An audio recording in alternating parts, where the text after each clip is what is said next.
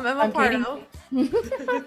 I'm Katy Martin, and welcome to Fuck Your Podcast. It's like there's so many different ways to make money. There's so many different ways to do the things that you actually enjoy doing. You have the space to build the routine that works the best for you.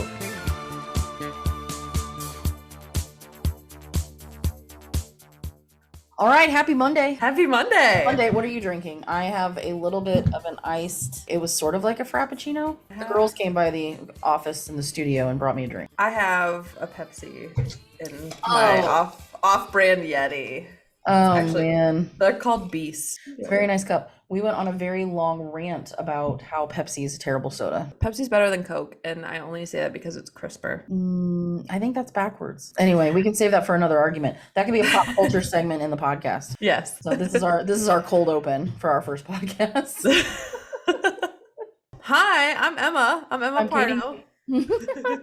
I'm Katy Martin, and welcome to Fuck Your Podcast. Episode 1. So Emma, why did we start this podcast? What are some of the reasons for you? So what are some of the reasons for you that we started the podcast? I want to be able to help. It doesn't have to be specifically business owners, but everyday people, because we're going to be talking about a lot of different things. It's not necessarily one specific thing, but I mean, kind of the focus would be entrepreneurs that are trying to get into what some of the aspects of their business need to look like, and kind of guiding them through what things to use as a good resource, what things to avoid when it comes to building the business, but also just kind of being some entertainment for people. So that's where I'm at. Being real, that's the biggest thing. So that's one of the reasons that I wanted to do it, because I've talked about starting a podcast on something very specific, like a very specific topic, and then I'm like, do I want to talk about that very specific topic forever? Sometimes it's awesome because people really hyperfixate on stuff like that, but at the same time, it's so challenging as the content creator, as the host. You're coming up with all the topics and what you need to do to carry on with the show, and what you can do that's not going to be too repetitive to lose listeners, and what you can do to gain listeners and all that jazz. Yeah, I think it's gonna be a fun dynamic too, just with the two of us, because there is a bit of an age gap here, just a little bit. Just a little bit. But I'm an old soul, okay? That is true. So we don't say that from judging anybody's maturity or wisdom, because that's not where that's coming from. It's more of perspective, because the things that I wanted to talk about as far as being a business owner is not your stereotypical entrepreneurship type of podcast where you're talking about nothing but mindset and, all of the buzzwords and all of the kind of stereotypical stuff that people expect to get from a podcast, and where they're seeking some sort of motivation, where motivation isn't something that you can get from someone else, but that's a lot of what people seek in some of those podcasts, where I want to show really behind the curtain, where you're not that far removed from being an employee in another company. And I can still relate to that, even though it's been a while that I've been in the day-to-day, just like an everyday job, in a type of company, but just we have that perspective, giving somebody perspective of it's okay to be uninspired a day. We're entitled to off days, and that transitioning from having a full-time job into owning a business is scary, but with some of the right pieces and the right recipe. I hate sounding cheesy, but follow your dreams. but also at the same time, yes, true. Because I feel an aspect of that died between, I don't know, the mid early 2000s to now. I feel there's part of that died, and we were all, from the beginning of employment even being a thing, but being able to actually live the life that we want to live and follow our dreams while we're working our butts off and not being chained to a desk at a 9 to 5. Right. There's a lot of flexibility. And the world right now, it's there's so many different ways to make money. There's so many different ways to do the things that you actually enjoy doing and make money doing it, or provide a living for your family. And, where you actually do work. Gosh, who was it? It was Allie. I think she was talking about some of just the responsibilities we transitioned to her. She's like, this just doesn't feel like work. And that's what's so amazing about it. Right. You can control that as a business owner, and in some instances as a team member on, for a company, where you can change that dynamic and feel satisfied. And so that's one of the biggest things about this podcast that I wanted to share is it's going to give you a peek behind the curtain, what it's like running an up and coming growing business, what it was like making that jump, surprisingly how fast you can make those things happen if you really want them to happen. Absolutely. is, what we did. It's not like there was months and months and months of some sort of strategic planning. It was just like, all right, as of this day, this is what I'm doing. So putting all my effort, all of my focus, and that's just what we did. And so you can make a huge difference in a very short amount of time. But then also seeing like, there's so many different topics we can cover as far as being women that run a business and the struggles that we have with that, along with being kind of in a male dominated industry and some of the audiences that we have. And so I don't really want to push somebody away. Like, I don't want this to be so polarizing. So we're not going to be, focusing on only one aspect. Like, I'd like it to be very well rounded and look at business, look at life, look at what it's like for us, and then the fun that we have and the interests that we have. So having it very, very well rounded. Absolutely. I agree with that. And also along the lines of, this being real that we want to focus on is that a lot of the podcasts that we see in this industry, the host of the podcast, and I'm not going to name any names. This is just, it happens at a lot of podcasts, is they feel like their listeners are coming for this perfectly packaged answer that they can just word vomit and there you go. And it's, I don't want to say a God complex, but it's kind of like, I have all the answers and I'm going to package it just so perfect for you and send it off, but I don't apply it to my day to day. There's a lot of things in the industry, and I feel like I'm kind of having imposter syndrome when I say this, but there's a lot of things in the industry that I don't necessarily know, and I'm not going to act like I know it. I'm not going to go Google it and then word vomit it just for somebody to think that I know what I'm talking. If I don't know what I'm talking about, I don't know what I'm talking about. And I'm not saying that's everything in this industry, but there are some things that I don't necessarily know 100%. So that's something that I also want to say, is that you can come to this podcast and hear what we have to say, but you're not, like, we're going to explain to the best of our ability, but it's not going to be this perfectly packaged little answer you can walk away with and be like, that's exactly what I have to do in my day to day. Because some of the people in the industry are like, I wake up every morning at 4 a.m. and I meditate and I drink my water all day and I don't eat any sugar and like all this stuff. Like, I would never do that as a business owner. I'm drinking soda and I'm in a sweatshirt and still a life to live, right? So right, exactly. I don't want to give up the good things in life just because I'm a business owner. No, and on the flip side of that, and I saw two different coaches specifically on either it was either a YouTube channel or a podcast or maybe even a TikTok channel, where they're talking about that's not the only way to be successful. Like, it's not the magic recipe of if you don't do X, Y won't happen. And that's just not reality. Your level of success isn't measured by the circumference of your biceps. And it's not measured by how many tattoos you have or how early you wake up. Obviously there's benefits to that, right? There's benefits to that, and there's times that apply. But at the end of the day, you don't have to get up at 4 a.m. on a Saturday. You have the space to fail. You have the space to learn. You have the space to build the routine that works the best for you. If you can be, and again, if somebody's like, I have to get up at 4 a.m. because that makes me the most productive for 8 hours. Nobody gets 8 hours of productivity. That's just not real. There are breaks in that. So it's not a right or a wrong way. And that's the biggest thing that I try to tell to coaching clients. Sometimes they're going to come to me for specific tactics that have been effective. Great. I will teach you the said tactics. However, at the end of the day, what you want your business to be is what you want it to be, not what someone else has. And the more real you are and authentic you are and do it the way that you want, then you're not going to feel that. You're not going to feel the imposter syndrome because you're not trying to copy from someone else. Like, there's not a way to hotwire the system. There's not a magic pill. It's just like with losing weight. I'm a perfect example. There's not a magic pill to just make that happen. Like, you got to focus and do the work and do what works for you. Right. And the same thing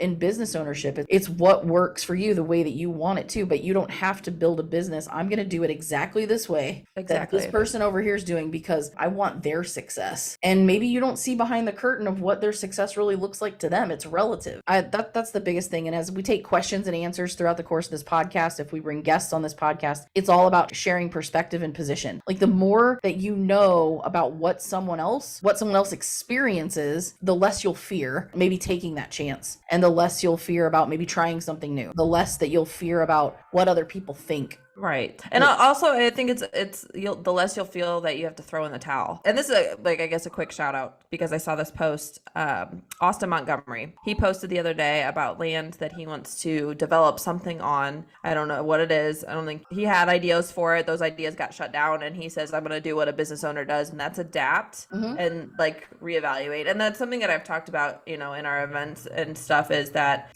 plans are overrated, basically. Yeah. You can make a plan, but the odds odds of it going exactly how you planned and everything going perfectly and timed perfectly, it's so slim to none. So being able to adapt and move forward and go, this is the plan, or more so look at this is the result that I want to have, and going, how can I start out and go step by step? And if something happens, what's the next, like, what do I do next? Not just, oh, it stopped, I have to give up now. That's over. I'm never going to reach the result. That as well.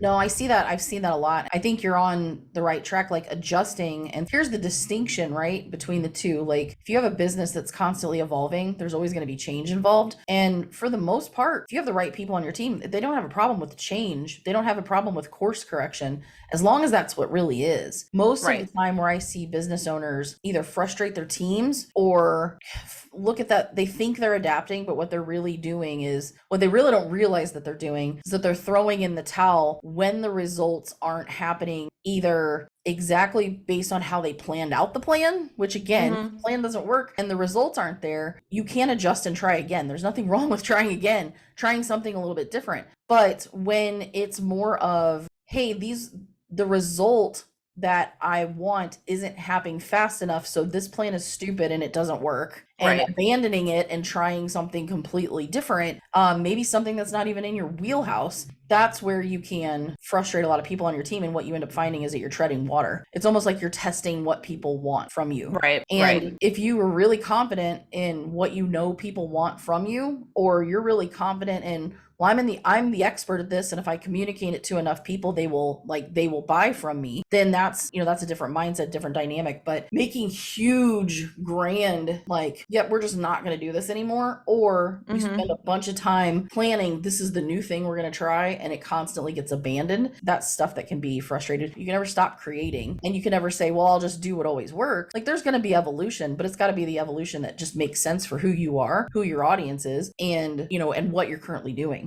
So like example, like I was thinking of a roofing company, like right now there's only so many types of roofs you can put on a house. So it's not like you're going to just be like, all right, tomorrow I'm going to start selling popcorn. Like that's probably not a practical business strategy. And that's the thing with some industries as well, is that, I mean, I don't see it so much in the roofing industry as far as gatekeeping goes, but you're not the first roofer. You don't have the best this, you don't have the best that.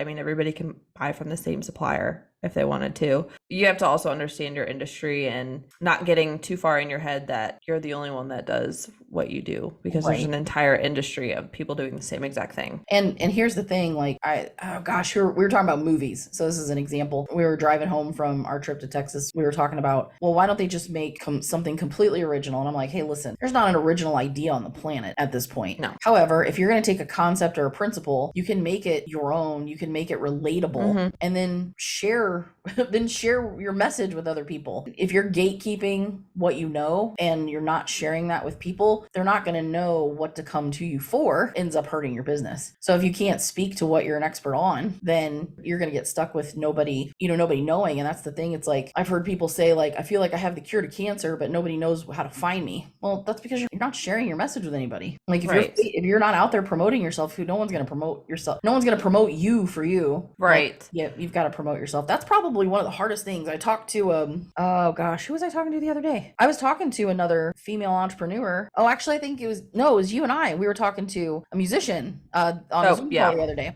and she specifically said, like, I love doing what I do. It's scary to sometimes put yourself out there. And most business owners, even now, like, you have to think about, people can buy anything anywhere online. People can find any kind of product or service anywhere online. If they can't relate to like who you are, see who you are, who your brand is, that's what people really buy from, like something that they can relate to. So if you're an individual and you're selling yourself, like, you have to be able to put yourself out there. It can be very scary at first. It can be very scary to be on camera all the time. It can be like, think about, you're always worrying about what other people think, how you look, what you might say. And it doesn't mean you always like that you completely eliminate that, but you got to kind of go into it from the positivity standpoint of, I don't really give a fuck. I'm going to say X, Y, and Z. It'll connect with somebody. Like, I know this information is valuable, or what I do is valuable, or what I do will bring someone joy, like in her instance, because she's an artist. That you just have to rip the Band-Aid off and put yourself out there, because no one's going to promote you like you. No one's going to be true to your brand like you are. And when it gets to that place where people hire marketers for them, or social media managers or whatever, you got to be able to communicate who you are, what you do, why you do it, and it has to be Right. so consistent. And then at that point, somebody taking over and doing that for you seems more authentic, and it's more true to growing an audience. Right. And jumping into that to give Katy and I a little bit more, I guess, credibility as far as how we understand this mindset is. Katy and I were in the business coaching industry. Katy had way more experience in the business coaching industry than I did. I was on the marketing side of that industry, but both of us being marketers at heart went out and we started a company called 99 Creatives, and we've grown rapidly within a short period of time, which is awesome. But to give us that credibility, we've seen this through business owners constantly as far as executing how you handle a plan.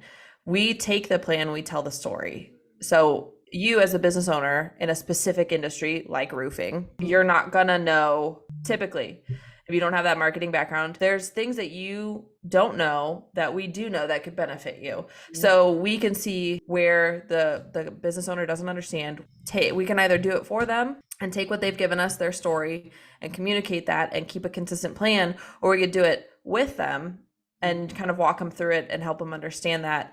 And we've seen everything as far as how business owners psych themselves out like that. They feel like, oh, I don't want to put this out. I want to be the face of the brand, but I don't want to put my face out there. Well, that doesn't add up. You're not going to get the result that you want. I mean, there's so many different instances that we've seen. But one of my coaches said the same thing. It's like, if you can't compare yourself to somebody who's 10 steps ahead of you unless you're willing to look at what that person did or know their journey 10 steps ago. And if you know how to walk in their shoes, you can focus on getting that same success, but you can try all of the things to hotwire the process, but it's like buying followers on social media. Like, at the end of the day, those people aren't going to buy from you. And which is so detrimental to your following. Just letting you know that don't buy followers. And we can get into all of that, when we dive deeper into marketing. But yeah, that's definitely one of those things, like the things to do and the things not to do when growing your social media following. But it's that level of being authentic, that you have that, that true authenticity. It's like my kryptonite. I can't say authenticity. There's some words that I can't get into. It's fine. It's really like, if you get into a role and it's like one of those words you have to say after a different sentence, never works. But but yeah, like, and also just the biggest thing with this podcast is like the fun that we do have, like the enjoyment you should be able to get out of it. If you're running a business, you don't want to be stuck in a job. You might be stuck in a job for a short period of time, and you might be that person fulfilling orders and we're waiting on customers and doing all of those things depending on your business. But there's a bigger plan for you. Like, the universe has a bigger plan. Like, if you decided to start a business so you weren't stuck in an office, like, great, don't stick yourself in an office. Like, create something just a little bit different.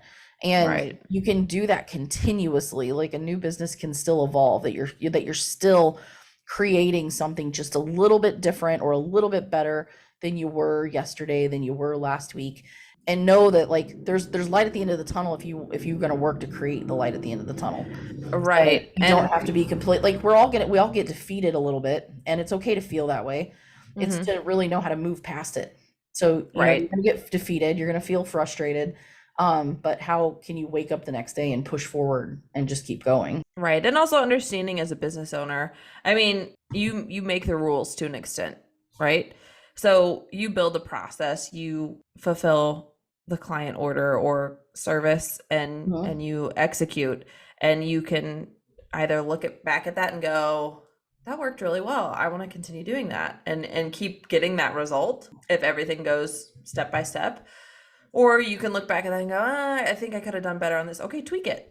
Sure. You make the rules and you get to kind of set those boundaries. And I think people look at business owners like you have to be this big macho leader and you have to make sure that you're going from the ground up. And yeah, that's true to an extent, but also at the same time, you hire the right people, you build the right process, and you execute within reason. You can build something so great that gives you that freedom.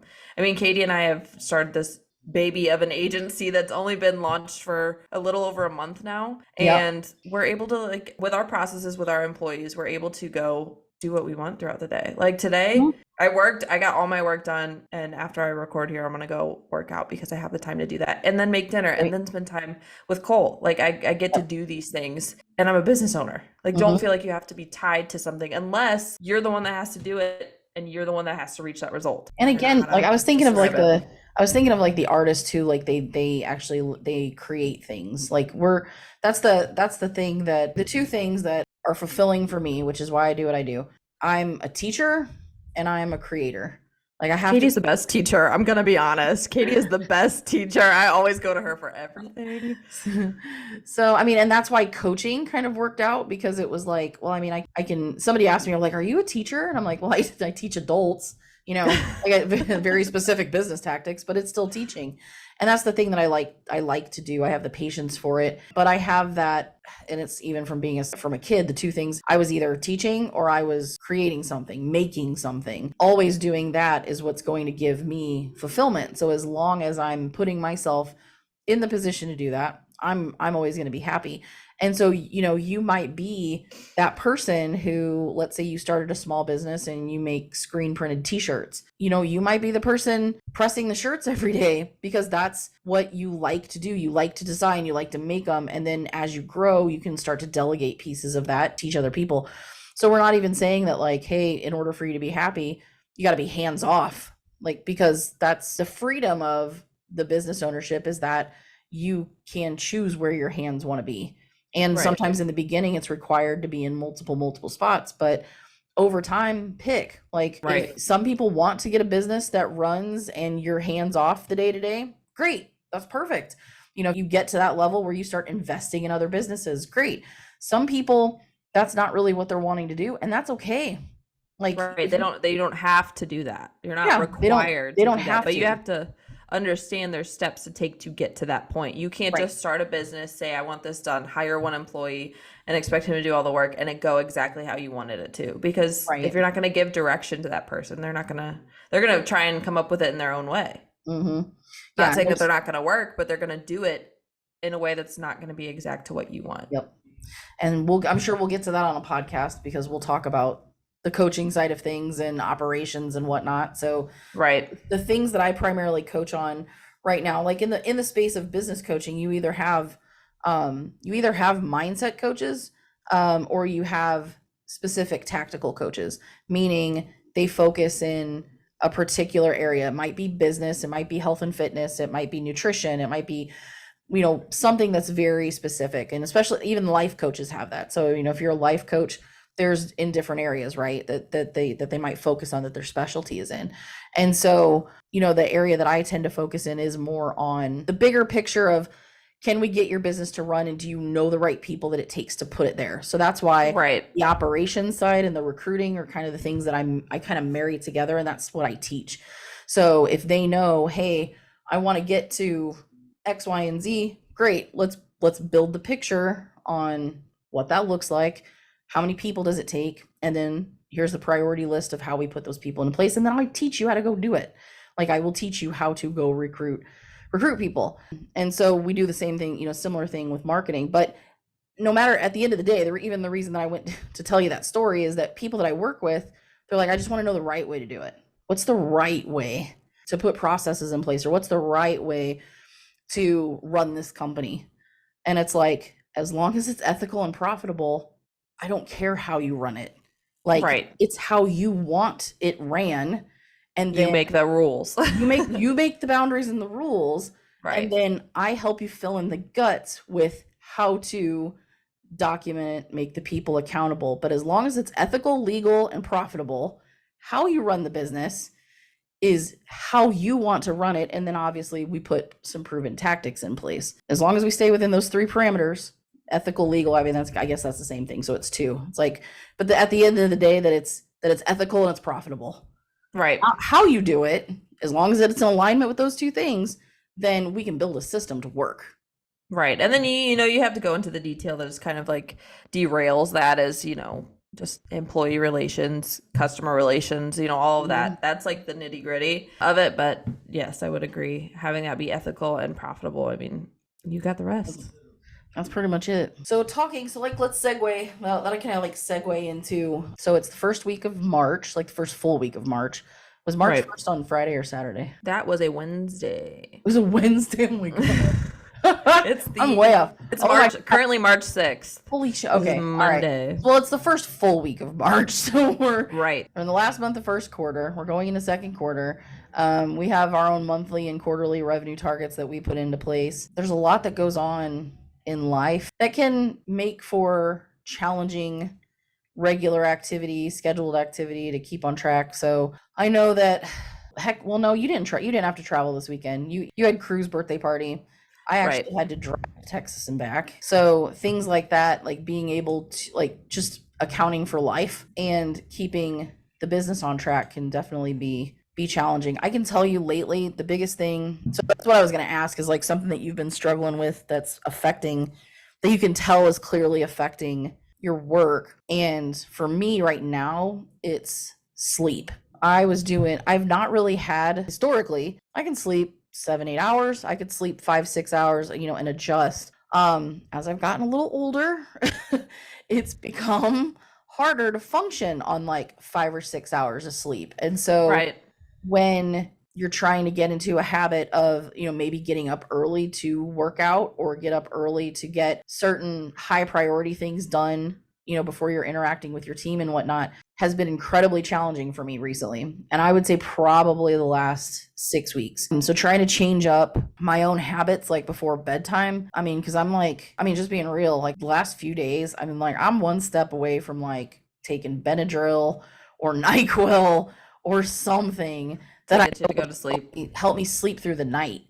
And It's not really that I can't fall asleep. It's like staying asleep. It's getting up multiple times in the middle of the night. Just I can't stay settled. And so I'm going to get back into like, I was taking magnesium and melatonin at night and it was helping. There were some other supplements that I tried that seemed to do the opposite. And I was like waking up or having incredibly bizarre dreams in the middle of the night where I would like wake up at 3 a.m. and be like, what the hell? Like, so, but just right now, the biggest thing is just sleep. It's consistent, and I would say consistent sleep, that I can sleep more than 5 or 6 hours. Like I can't function on, it doesn't matter. At this point, there's not much that I could do where I could function on like 5 or 6 hours of sleep.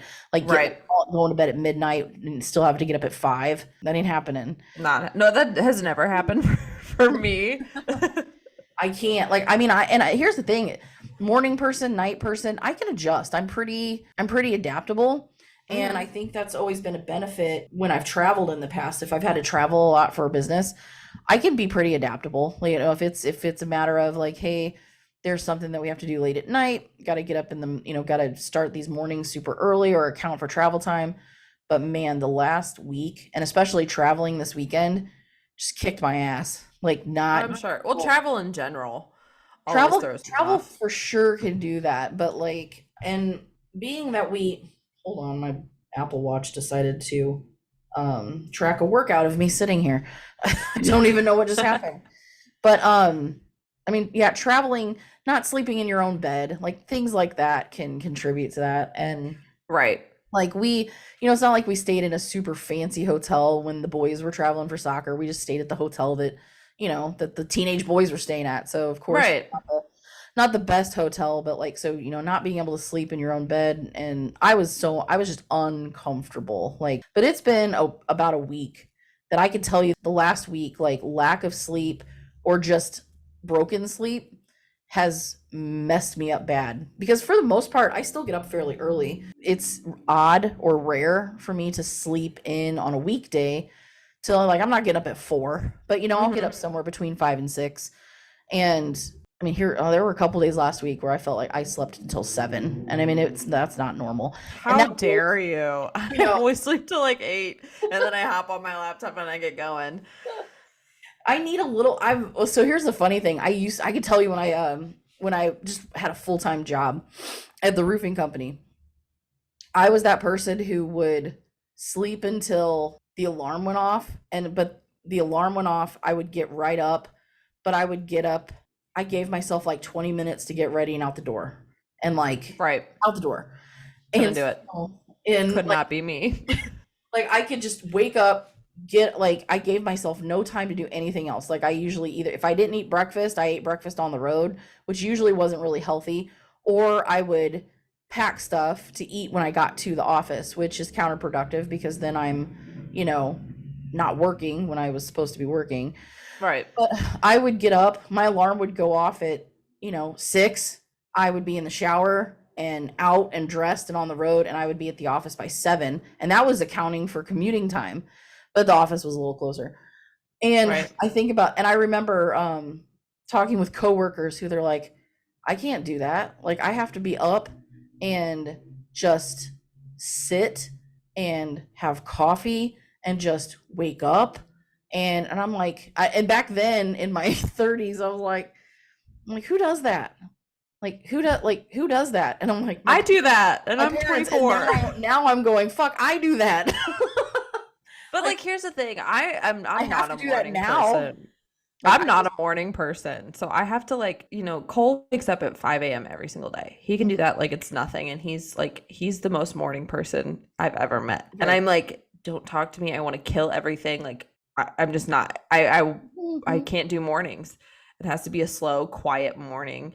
And I could wake up at 6, 7-ish, but I don't usually get going till like 8. And I mean, luxury of being able to work at home. I don't have to worry about like actually getting dressed in something like business attire or a specific uniform. I just throw on what I need to for the day based on what I have going. So, if I have client meetings, I'm obviously going to dress nicer. But waking up at like 6 or 7, laying there until I feel like getting up, and then having my coffee and going. Like, I admire the people that could wake up at 4, 5, 6 in the morning and like get a full workout in, shower, go on about their day. Like I just can't do it. My body tells me don't do this. Don't do this.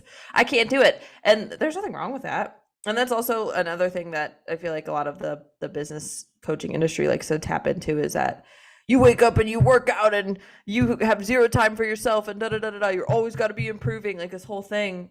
And it's a facade, but it works for some people. Facade. Some people really live it, and but the ones that you typically see that they make it work for them. Like they follow all the practices, but I can tell you they're not the ones that are at the gym at 4 a.m. all the time. Like there are some people that just physically can't do it. Like they're a lunchtime. They might be the lunchtime gym. Like the person who goes to the gym at lunch. I'm the person that gyms at 4 p.m. Like I do my morning. I'd rather start my morning with coffee or like waking up how I need to wake up, getting ready for work, doing the work, and then getting to a point where I could stop at typically like at a 9 to 5. That would be my like time where I'm like, I need a nap. It's after lunch. Right. I've done enough work this morning. I'm coming down off of my caffeine rush from coffee. Sure. And like now I get more stuff done during my day, having planned all of my work in the morning and early afternoon, and then stopping right at that time where I'm like, oh, I want to take a nap, and then going to work out and then feeling so good after because I'm like, wow, I didn't spend hours sleeping today when I didn't need to. So yeah, I've been able to do both. Like I've been able to live in both worlds, and I'm trying to get back in the habit of going in the morning. And I think that'll be fine. Like when I start getting some normal sleep, right? Where I don't get up. I don't know why, but it's like you feel like, or right now it's like getting up to go to the bathroom 3 or 4 times in the middle of the night. Like I didn't do any of that before. I don't know. I could just be falling apart. It's getting old. But just sleeping like soundly, sleeping sound for a good amount of time and then getting up, going to the gym. There were times I can tell you when you stop going and you start going again, that adjustment sucks. So I always tell people, if you get into the routine that works for you, stick to the routine that works for you. Because you will feel like shit for the first, I don't know, 1 to 2 weeks, like trying to adjust to that. But Justin's the same way. He's never been a morning workout person. He's like, if you made me go to the gym at 5 a.m., he's like, I would throw up. He's like, it's not a chance that I would do anything productive. My body hurts. My brain hurts. Right. But he's that, like on a weekend, he's that kind of noon type of gym person. And then during the week, he's the afternoon, like the evening, the early evening. Like we could go, it's like if we didn't have a crazy dinner, we could go like right after dinner, or we go before, and that's when he lifts weights anyway. But he's that person, not the early crack of the, And I feel like for my body, down. listening to my body, if I went to the gym at 5 a.m., I could get there and I could go through the workouts, but I'm not going to be satisfied with them. I'm going to feel like I had the shittiest lift or the shittiest run or the shittiest whatever exercise that I'm doing and not feel like I could get the most out of it. And that's where I think my sweet spot is, like right at that 3 to 4, where I'm like, okay, here's my like second wind, let me get into it. And I usually dread starting, and then once I like am 5 minutes in, I'm like, I could do this, you know? Well, that, and also that you actually feel excited to go, as opposed to there are times in the morning where you're like, I remember, well, especially if you have to commute or do any of those things, you're just looking at the clock. I have to make sure that I leave here by 6:30 or you're not Right. to the office on time. And that always kind of felt, why am I doing this if I'm just constantly stressed about what's the next thing I have to go do? So, pick a time that works for you. And again, if you're in a stage right now where I would tell people, if you're trying to get into a good routine from a health standpoint, get some help, get a coach, go to your doctor, go to a nutritionist or go to a trainer, like get some moral support, because like moral support, some clinical support, whatever it is to you, Right. just to help you along that way. And you can't go from 0 to 60 in 3 seconds. Start where you are and just do something either a little bit more or just a little bit different than you were doing yesterday. Everything is progress in the right direction. Even I told when I had clients in the past where, you do have people that they're like, I never go to the gym. I never work out. I feel like I need to lose 80 pounds. I don't even know where to start. And I'm like, just start doing something a little bit different. I'm not a health and fitness expert, but what would it look like if you just went for a walk 3 times a week? Right. It helps. But also at the same time, I think people can also feel like they're losing their pride, I guess is how I would put it, if they go and seek that help. But you also have to understand we're all human. We don't know everything. No. You might be the expert in website development, but are you the expert in working out, fitness, any of that? Probably not. I'm not. Oh.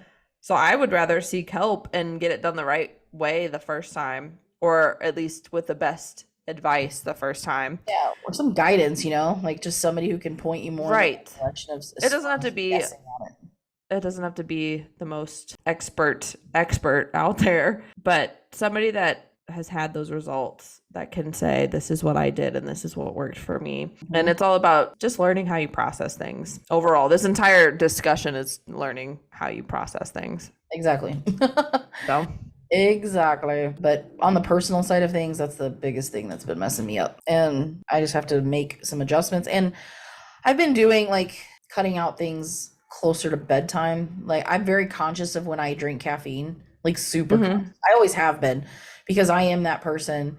If you gave me a Coke at 3 o'clock in the afternoon, I'm not going to sleep, or I'm not going to be able, or I'm going to have trouble falling asleep. I'm not that person that can drink coffee or Starbucks or something like that at 2 or 3 in the afternoon, unless I'm really, really dragging. But you have some people that you see drinking a Red Bull at 6 p.m. I'm like, are you insane? Right. I'm fairly sensitive to caffeine. So, which is why this is melted. This was from before lunch. And this isn't coffee though. I think this is actually tea. So it's got a little bit less caffeine in it. So I've had my 1 cup of coffee and I have 1 soda, and that gets me through the day. I can't do energy drinks personally. I think they taste gross. I've never found an energy drink where I'm like, this is great. I could drink this all the time. I like soda, and there's nothing wrong with that. I really do like those sparkling water energy drinks, the True North, but I can't find them hardly anywhere. So I got to start ordering them. And it's just because they don't have sugar, and they have a little bit less caffeine, not enough to, and not as much shit that's going to crack you out. Right. And energy drinks, it's not like I drink them every day. It's almost like if you're not in the mood for coffee and you're not in the mood for tea, and I would really rather just drink water, but I need caffeine. Right. I really just need just a little bit, then I try to do something like that. But I've been very conscious of that. So I make sure I don't have anything caffeinated at dinner time or anything pretty much after 3 o'clock, because I'm very conscious of the fact that I can't sleep. And again, right. And it's not that I can't fall asleep, I can't stay asleep. So I'm trying to eliminate all the variables that could attribute to it. Oh God, where was I going with that? Oh, I think I was just going in as far as the caffeine.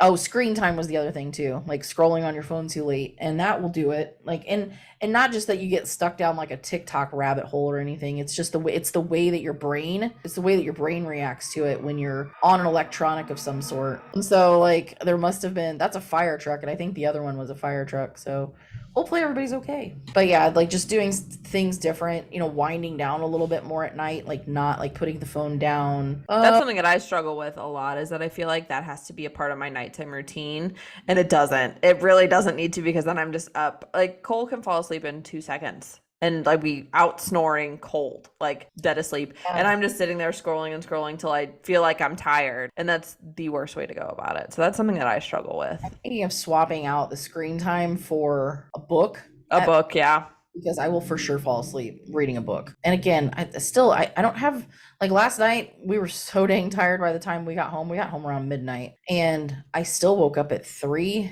at least once. I think it was just 3. Like, but then I had to go back to sleep, and then, my alarm did go off at 5:30. So when you have just that short amount of time, that sucks. Right.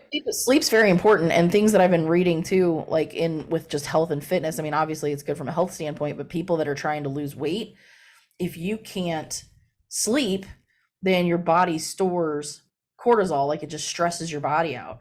And right. If you're hanging on to like a few extra pounds, or you're trying to maybe jumpstart losing weight, if you can't sleep, like you have to be able to sleep 6 or 7 hours, like this, or 7 or 8 hours. Like the 5 hour, no. Like I think that's not the norm. And if somebody's like, oh, high performers only sleep 5 hours, I mean, they might. I call bullshit. I kind of actually. I think it's still very rare. And I'm not even saying rare like your top performers are like only high performers are that top 2%. I think that they're like freaks of nature. Like I just don't think that it's possible, like without taking a nap or something along those lines. Like you just can't, as an adult, you're, especially as you get older. I mean, shit, like you'll see it eventually later down the road when you turn 30. Like every decade, something new comes along, and it's, you get aches and pains that you don't have, but it's just, your body has to rest. If you're trying to take care of your body, like you have to have the appropriate amount of rest, and you have to have the appropriate amount of sleep just for your brain to function. Right. Because there's times that I wake up now being a little bit older that I didn't before. It's like, is there mashed potatoes in there? Like I can't think straight. And so it's the biggest thing that people struggle with is that they're in denial about it. Like if you're just like, yeah, I'm really freaking tired, I either need to give myself a break, or I need to change my routine. I'm not going to say, hey, I can't stay asleep and that's just who I am now. Fuck that. It's just like having like aches and pains in your back. Like, oh, my lower back bothers me and I'm not going to do anything about it to change. No, like that's a warning sign. Like, right. Do something a little different. Like it doesn't have, like you don't have to just be like, well, I guess this is my life now. Well, it's also like people being in tune with their body and thinking that, oh, I'm listening to my body because my back hurts. Like I'm taking a rest because my back hurts. Well, it's probably 9 times out of 10 that you don't need a rest, that your back hurts. You probably need to do something to go deeper into why it hurts. Mm-hmm. And that's something I think that also gets like misconstrued with being tired and aches and pains like that in the day-to-day, is going, I'm listening to my body because I'm tired. Like, no, you probably are just overtired maybe. Like there's just so many different aspects, I'm saying, that could be the reason why your body's speaking to you like that. Like you said, like a warning. Yep. And it's just like, I'm not going to be like, well, now, now my thing is I just don't sleep. No, like that's not okay. Like I'm going to do something like that's just not my life now. Like I was always able to sleep, and I can get back into a routine where I will be able to sleep, because it does affect your brain power. Like if I have to, I mean, even getting up super early, like I could get a lot of personal things done when I did that. But I mean, super early, there were times that I was the person who got up at 4 every morning, and it's not sustainable if you can't control the rest of your environment. A lot of the reason you can't control the rest of your environment is when you work for someone else, because they dictate a lot of where you go, when you have to be someplace, and it makes that really, really hard. Now, can you make it work? Sure, you can make it work. It didn't work for me, not long term. Still getting up between 5 and 6, like that's still, I say that, like, I like to get up early on weekdays, and that's usually the time frame that I wake up. Doesn't always mean I get up, but I wake up. But still, even when I was regularly going to the gym, like I felt good, but my brain was still mashed potatoes until about 10 a.m. And so I tend to, that's where people are like, well, if you do this, you're the most creative, in the morning. And I'm like, no, that doesn't work for everybody. Not everybody's brain is wired the same. And creativity takes a lot of mental energy. And usually you can only do that in like small bursts. Right. So in order for me to function, I have to do kind of the mindless activity or the repetitive activity, like stuff that has to get done, but it's either your normal to-do list stuff or things that you're just so good at you could do with your eyes closed. Like I have to do that stuff when I have a little bit less brain power, right? And save my brain power for solving problems or creating something new in the afternoon. For some reason, that was always the afternoon. I mean, that's the way my brain had always worked. So if I was working on anything creative, if I was building a website, if I was designing something, if I was trying to come up with ideas, if I needed to sit and think about, hey, what are these problems that have to be solved? That shit always happened between like 3 and 6 o'clock. I don't know why. Most people are like, oh, that's crazy. Like that's when my brain shuts off. I'm like, not me. It goes in waves. I do brainless activity, then I do some focused activity, then I have a break, and then I have creativity time. And that, like, here we are at 4 o'clock. I feel like my brain's on fire. Like I'm on it. So like other things, I could continue to do so for probably the next 2 hours. And it probably started out because I didn't get a whole lot of sleep and my brain was mashed potatoes until about 10 o'clock. So again, it's not a right or a wrong way, but right. Very conscious of it. Like you can create around how you operate. Like if you're running create your routine around how you live and not work to live. Like you don't live to work, like you work, but you got to build your life around what it is that you're actually working for. Absolutely. So, I mean, episode 1, I think is going. I think it's pretty good. Going well. I like podcasts. I have, my podcast with Emily, and that's kind of just more on like a girly, what girl problems can we talk about today? More gossipy, but yeah, I mean, if you guys want to bear with us as listeners, this is a learning experience for both Katy and I, and we'd love to hear what you guys want to hear about. We'd want to touch base on what you guys are here for, what you think we should give you advice on, or any of that stuff. So, I mean, you can email either one of us. You can send us a Facebook message. You could do any of that stuff. And we'll go from there. I think it was a good sampling.